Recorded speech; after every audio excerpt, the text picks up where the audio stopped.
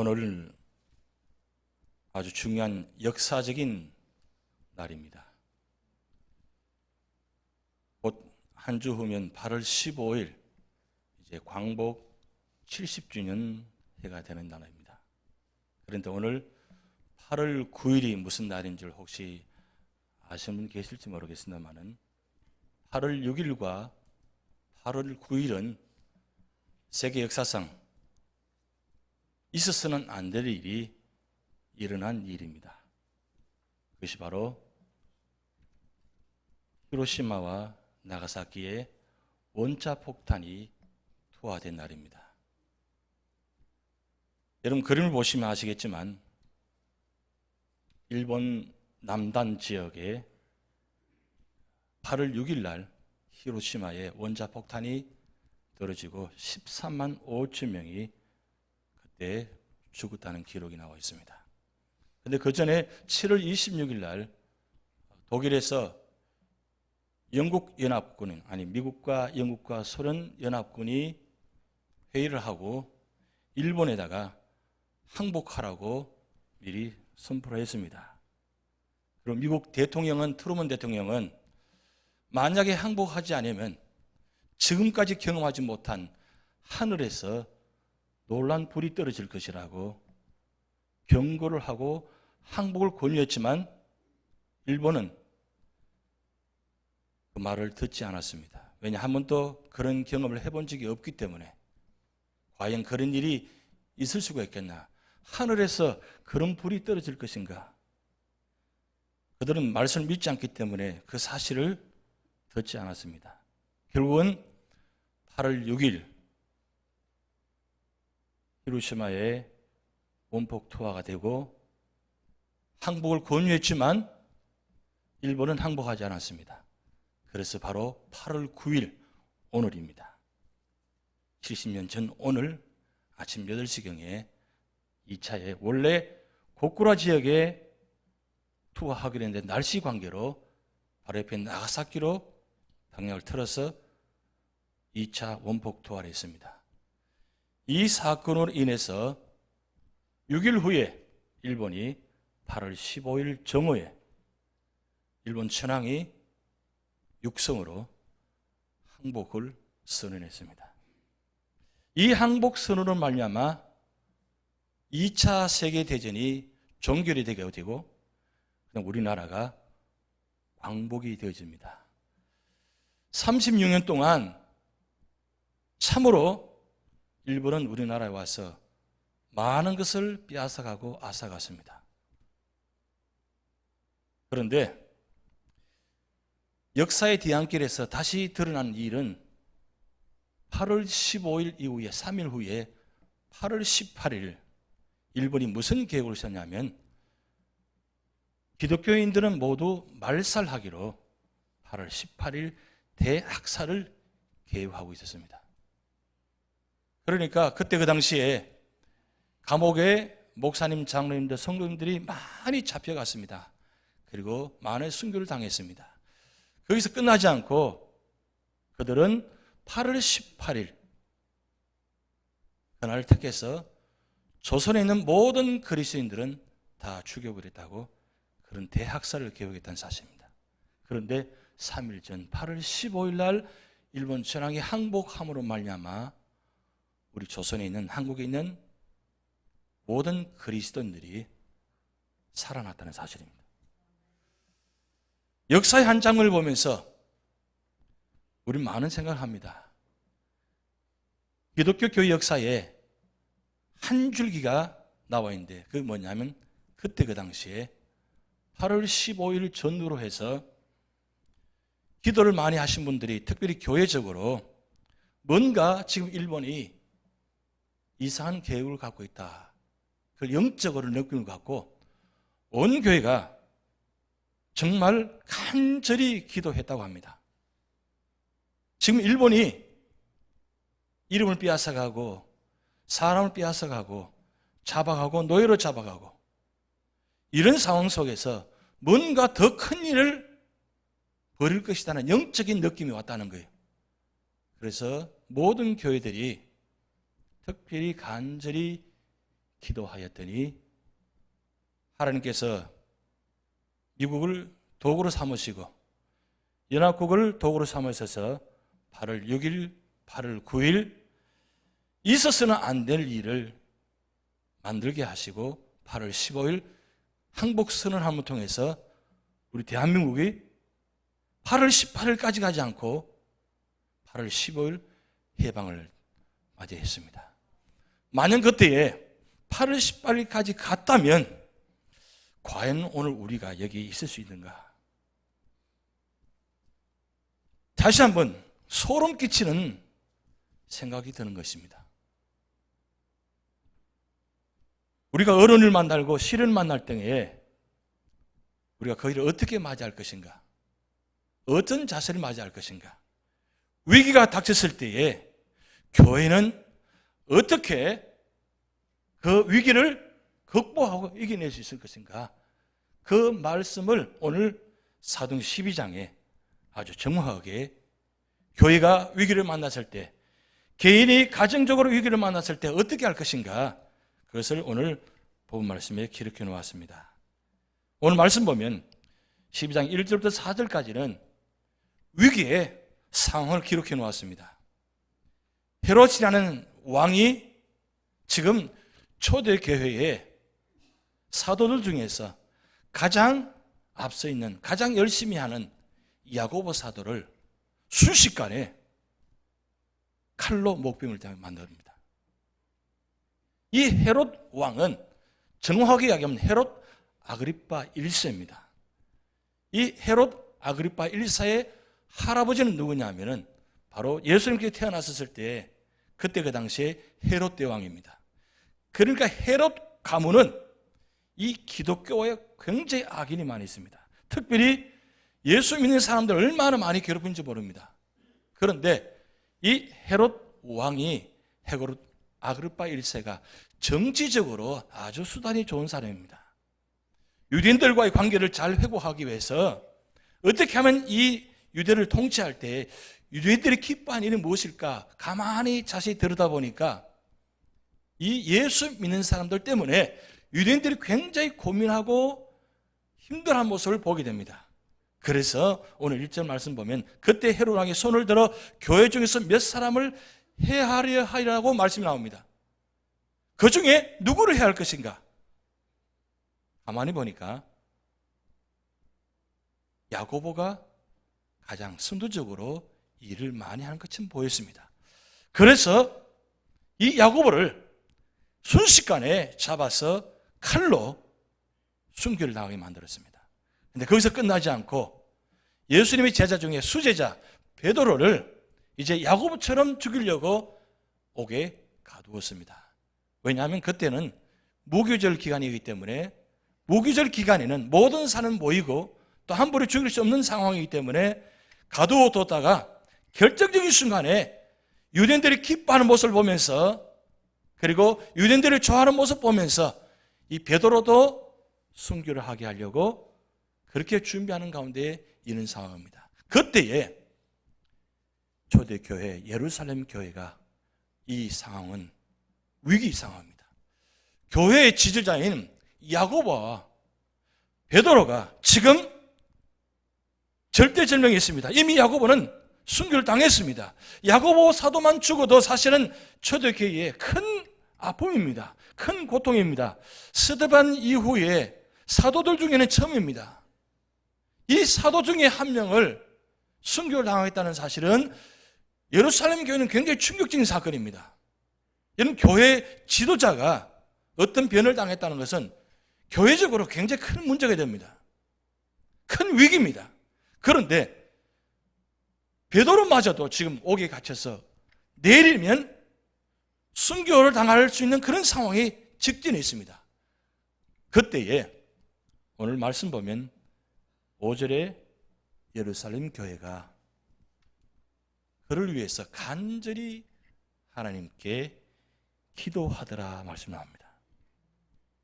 여기 말씀 보면서 교회가 가장 우선적으로 해야 할 일이 무엇인가를 모범적으로 보여주고 있습니다. 위기를 만났을 때 가장 먼저 해야 될 일이 뭐냐? 그것은 기도입니다. 왜 기도해야 되느냐? 기도는 모든 문제를 푸는 열쇠가 되기 때문입니다.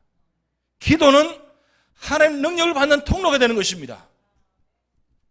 기도했다는 것은 그만큼 긴박하고 급박하고 지금 상황적으로 굉장히 힘든 상황입니다. 그러니까 예루살렘 교회 모든 교인들이 마가다락방에 모여가지고 합심해서 기도를 하기 시작합니다. 기도가 기준이라는 것은 아주 중요합니다. 이번 주간에 피아노 세대가 있어서 피아노 조율을 했습니다. 이 피아노는 일반적으로 우리가 많이 사용되는 악기입니다. 피아노는 건반이 88개 건반이 있습니다. 검은 건반이 36개고 흰 건반이 52개입니다. 그런데 조율사가 와서 피아노 조율을 할 때 기준이 있습니다. 일반적으로 피아노 음정 그 헤르츠가 일반적으로 1헤르츠인데 이 피아노는 27.5 헤르츠로 시작해서 1418 정도의 헤르츠까지 올라갑니다. 그러니까 한 번 1초에 진동하면 10번 울림이 진동 숫자입니다. 그런데 조율을 할 때는 가장 중간에 47번 음반인 A 음정을 조율합니다. 우리 반주자 한번 A 음정 한번 쳐보세요. 이 음정 기준을 두고 맞춰놓고 난 다음에 다른 건반들을 다 조율해 나가기 시작합니다. 기준이 중요합니다. 그런데 여러분 이 A 음정이 440Hz입니다. 가장 일반적으로 사람에게 편안하게 들리는 소리입니다. 그래서 여러분 전화기를 들면 뚜 하는 소리 들립니다. 그 뚜 하는 소리가 A 음정이에요. 그리고 바다의 뱃소리, 뱃고동 소리 들리죠? 뚜 하는 소리 나오죠? 그 소리가 A 음정입니다. 알고 계셨습니까?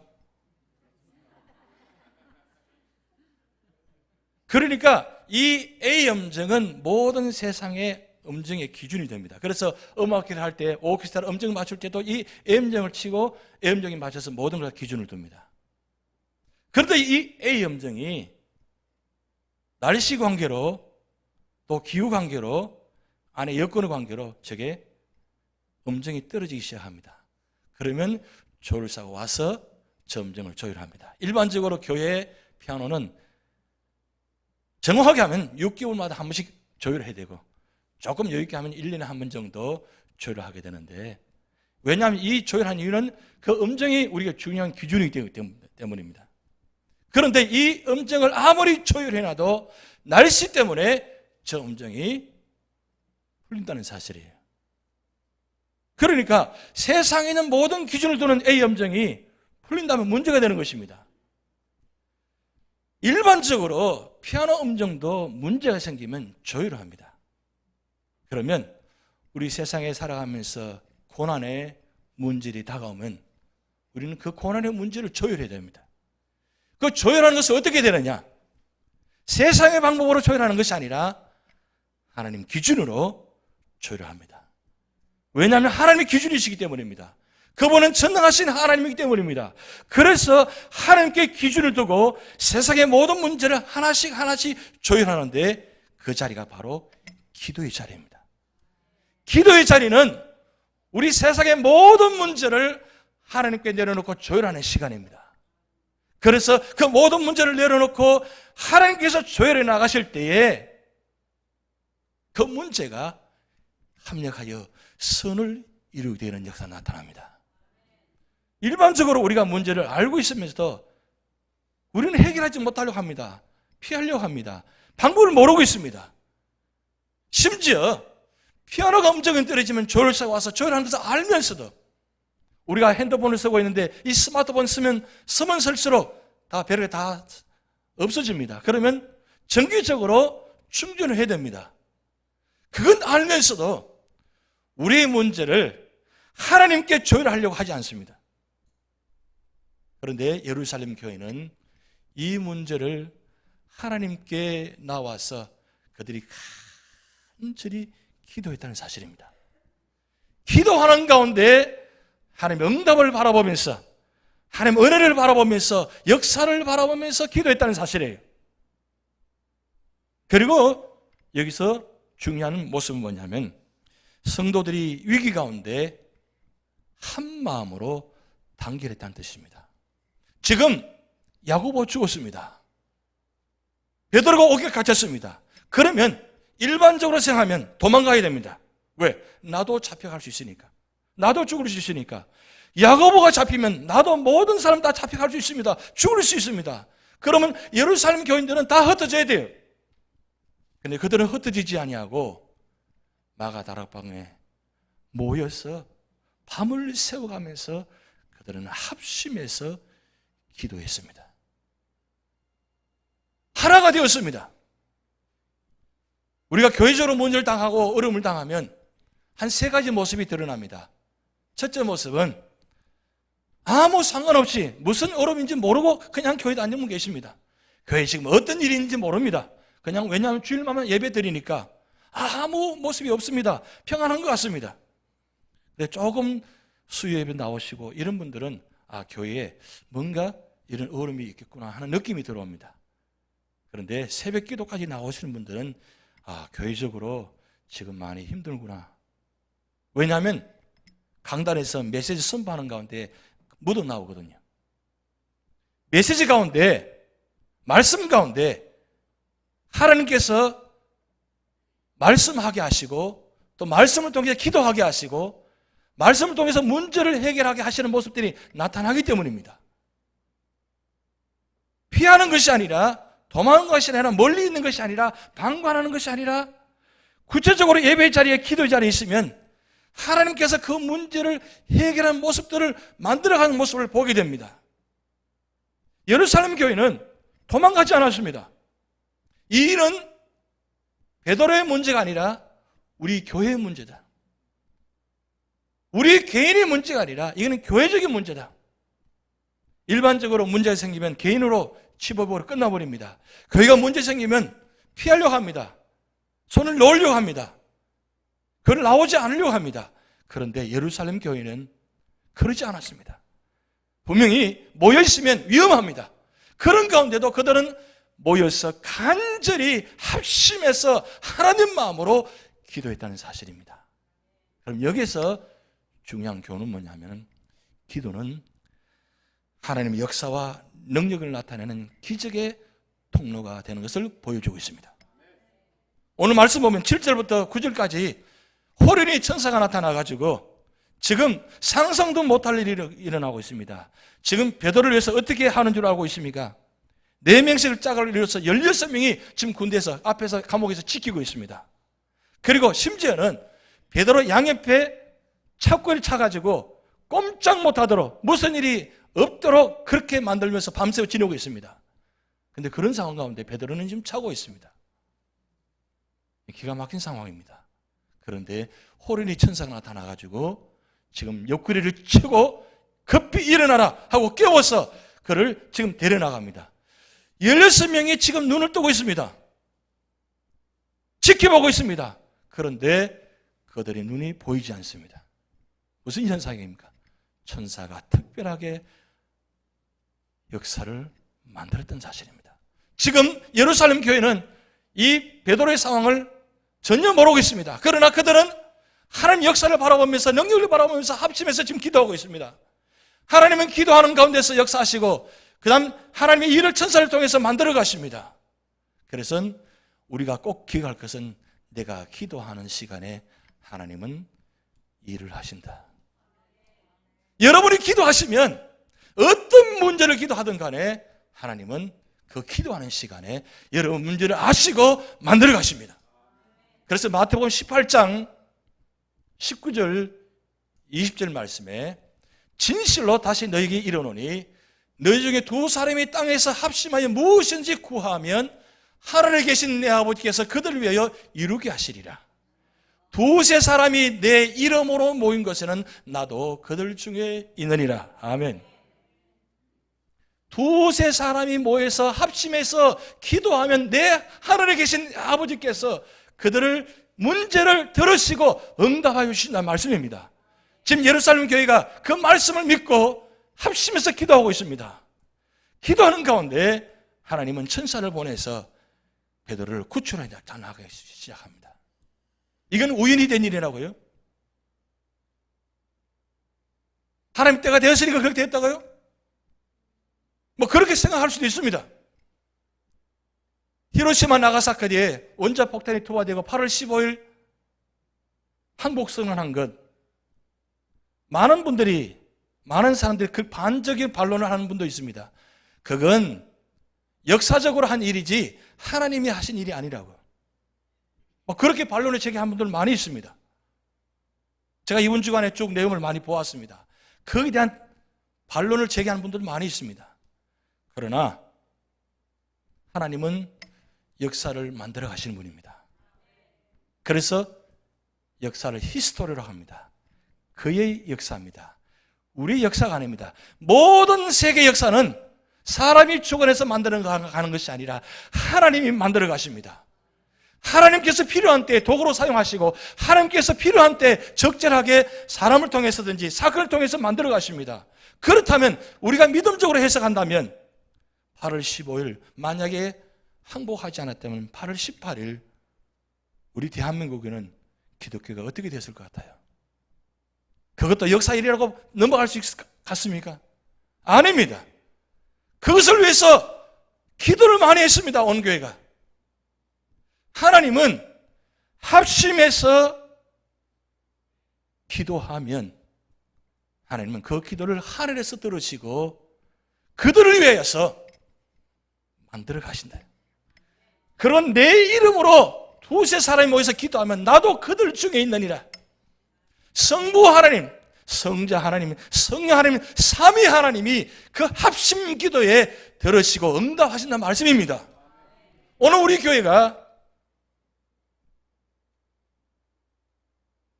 위기라고 보고 계십니까? 평안하다고 보고 계십니까? 둘 중에 하나일 수도 있습니다. 아닐 수도 있습니다. 그러나 우리는 여전히 힘든 문제, 고난의 문제, 질병의 문제, 아픔의 문제 상황 가운데 살아가고 있습니다. 이럴 때에 우리 교회가 교회를 위해서, 성도들을 위해서, 아픈 환우들을 위해서, 지금 주일 교회 나오고 싶어도 나오지 못하는 사회 문제 때문에 못하는 성도들을 위해서 우리가 합심해서 기도하는 하나님은 우리의 기도를 보시고 하나님은 역사를 만들어 가십니다. 여기서 우리가 마지막 중요한 결론은 뭐냐면 오늘 12절 말씀에 베드로가 구출받고 난 다음에 마가다락방에 들어가 보았더니 그들이 여전히 모여서 기도하고 있더라 그랬습니다. 이 말씀을 통해서 우리 한 가지 확실하시는 것은 기도는 반드시 응답하신다. 기도는 반드시 응답하신다. 이 믿음이 없다면 우리가 어떻게 기도하겠습니까? 지금까지 70년, 80년 기도 많이 해오셨습니다. 여전히 기도 응답되지 않은 부분도 있을 것입니다. 그러나 하나님 정하신 때 반드시 응답하십니다. 왜요? 말씀하시기 때문입니다. 그리고 말씀하실 뿐만 아니라 지금까지도 만들어오고 계시고 계십니다. 그리고 앞으로 만들어 가실 것입니다. 중요한 건 믿음의 사람들이 믿음으로 기도할 때에 믿음의 응답의 역사가 있다는 사실입니다. 그 믿음을 바라보고 우리가 교회에 함께 기도하자는 것입니다. 지금은 교회적으로 위기 상황입니다. 그대로 봐서는 아무렇지 않은 것 같습니다만은 사실 내면에 들여다보면 여전히 기도할 제목들이 많이 있습니다. 위기입니다. 가정적으로 위기입니다. 사업적으로 위기입니다. 자녀들 문제도 위기입니다. 여러분 자녀들 문제에 얼마나 많은 위기 있습니까? 정말 간절한 마음으로 기도하셔야 됩니다. 이 미국 땅에서 우리 자녀들이 앞으로 어떻게 살아갈 것인가? 어떻게 헤쳐나갈 것인가? 여러분 기도하지 않고 있어 될 것 같습니까? 하나님 알아서 하시겠죠? 물론 알아서 하시죠. 하나님 택한 사람을 만들어 가십니다. 그러나 어떤 사람을 만들어 가시느냐? 특별하게 기도하는 사람을 통해서 만들어 가십니다. 그러기에 우리는 지금까지 그렇게 못하셨다면 앞으로 우리가 오늘 사도행전 12장을 통해서 보셨듯이 정말 마음을 다해서 합심하여 기도하면 하나님은 반드시 정하신 때에 반드시 응답해 줄 줄 믿습니다. 우리가 알거니와 하나님을 사랑하는 자 그의 뜻대로 부르심을 입은 자들에게는 모든 것이 합력하여 선을 이루느니라. 이 말씀 믿으십니까? 반드시 정하신 때에 하나님은 우리 고뇌의 문제를 만들어 가십니다. 그런데 하나님 당신 자신 혼자 만들어 가시는 것이 아니라 여러분과 함께 만들기를 원하십니다. 하나님은 일하시는데 나는 일하지 않아요. 하나님은 만들어 가시고자 하는데 우리는 기도하지 않습니다. 이게 얼마나 비극적인 상황입니까? 그런데 하나님 은혜를 바라보며 기도 응답을 바라보며 열심을 다해서 기도합니다. 생명을 바쳐 기도합니다. 간절히 기도합니다. 기도하는 가운데 하나님께서 합력하여서 만들어서 구원하는 역사, 이게 한 성경 역사로 끝나지 않습니다. 오늘 우리에게도 반드시, 우리 교회도 우리 가정에도 반드시 나타날 줄 믿습니다. 지난주에 우리 김준영 형제가 그 발륜 연주를 하면서 굉장히 많은 은혜를 받았어요. 누군가 널 위하여 기도하네. 여러분, 우리는 혼자가 아닙니다. 여러분이 지금 아픔 가운데, 고통 가운데 계신다 할지라도 여러분들 위해서 지금 교회가 기도하고 있습니다. 그러기에 우리는 소망이 있습니다. 그렇다면 우리가 함께 기도해야 된다는 사실이죠. 그래서 오늘 함께 찬양하시면서 힘을 얻기를 소원합니다. 가사의 뜻을 선생하시면서 이 시간 기도 제목을 바라보면서 함께 기도하시기 바랍니다.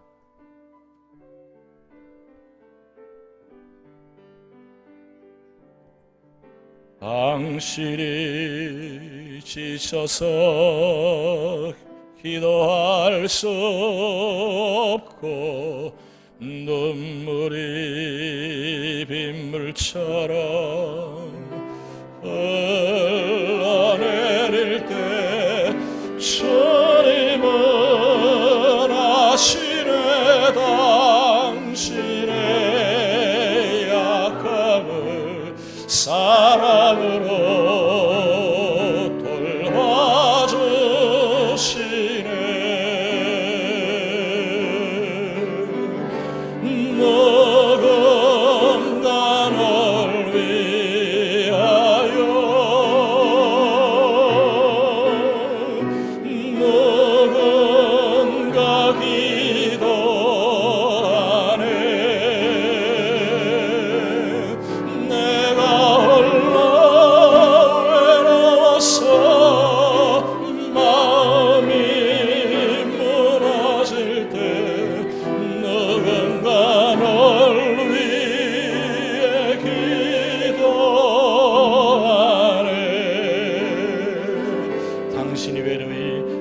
당신이 외로이 홀로 남았을 때 당신은 누구에게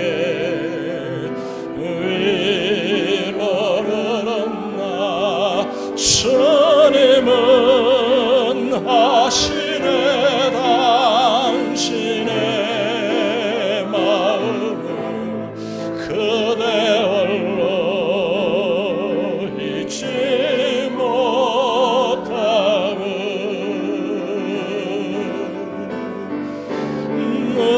누군가 널 위하여,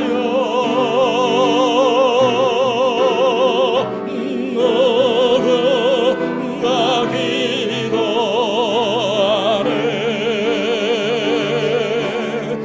내가 홀로 외로워서 마음이 무너질 때 누군가 널 위해 기도하네.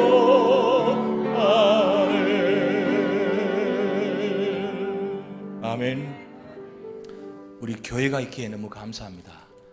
교회가 있기에 여러분들 위해서 기도하고, 그리고 힘들 때 찾아오셔서 기도할 수 있는 자리, 위로받을 수 있는 자리가 있다는 거 얼마나 감사합니까? 우리 교회를 사랑하시기 바랍니다.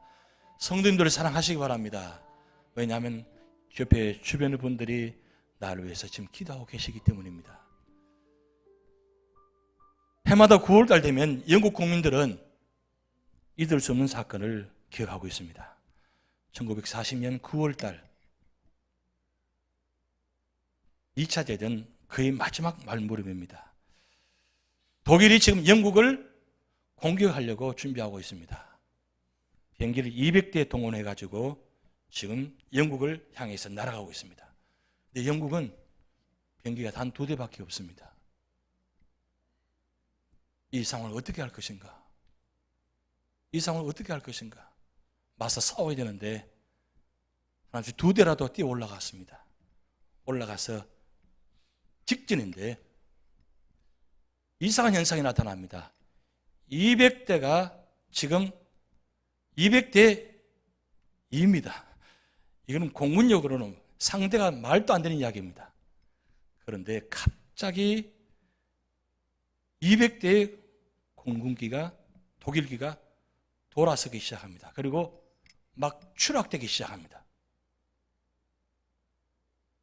역사적으로는 나타난 건 185대가 추락됐다고 합니다.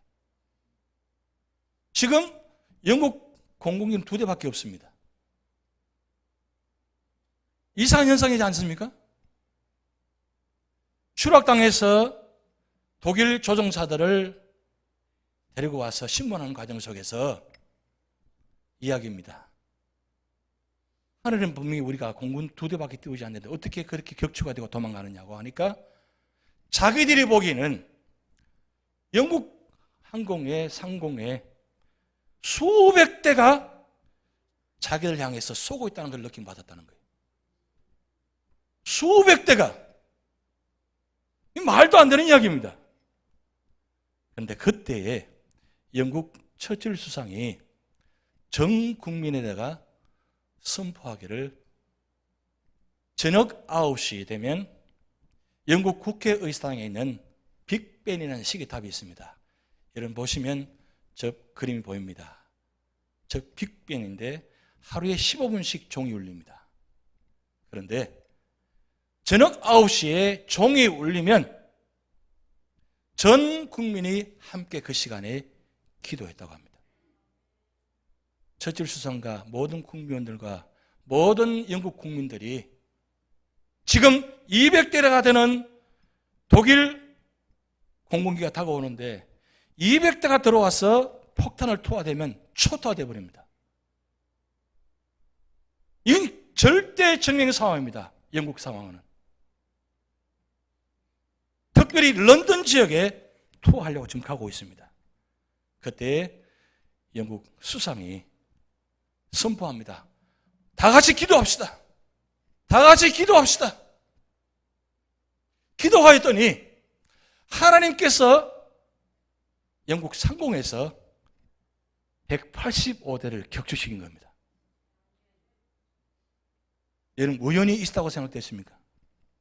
실제 일어난 사건입니다.